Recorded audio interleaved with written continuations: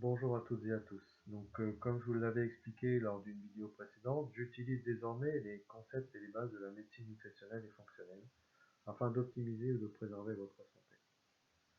Alors avec cette nouvelle approche, je vous conseille d'effectuer des analyses micronutritionnelles qui ne sont certes pas connues, mais qui sont pour moi d'une importance capitale. Alors il est vrai que ces analyses peuvent paraître coûteuses, mais elles me permettent d'avoir in fine une image de votre état biologique et microbiologique.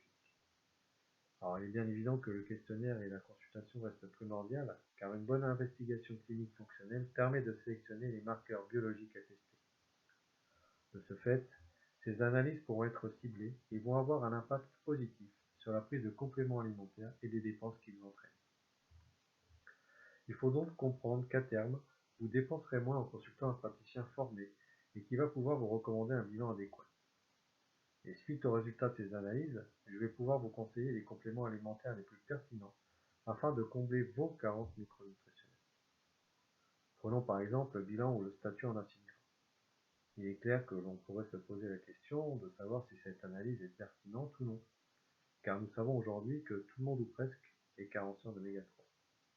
Or, on a parfois des surprises, même avec les personnes s'alimentant parfaitement bien. En effet, une personne peut apporter dans son assiette tous les bons oméga 3, alors que ses taux mesurés sont effondrés.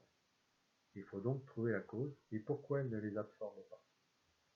Et ici, les analyses fonctionnelles ont toute leur importance et toute leur utilité. Car il faut savoir que le taux d'oméga 3 est fortement diminué en cas de stress oxydatif.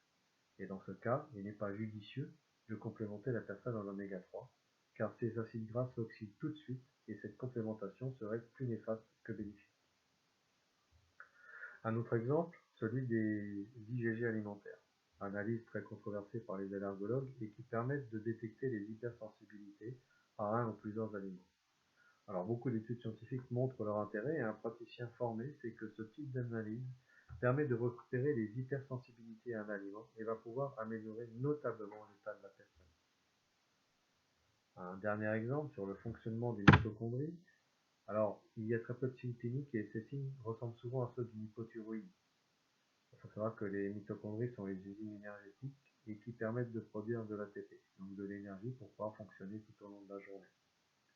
Donc quand il y a un dysfonctionnement de la mitochondrie, cela s'accompagne souvent de la fatigue, d'une tendance au surpoids ou à une difficulté à en perdre, car tout simplement il y a beaucoup moins de calories brûlées.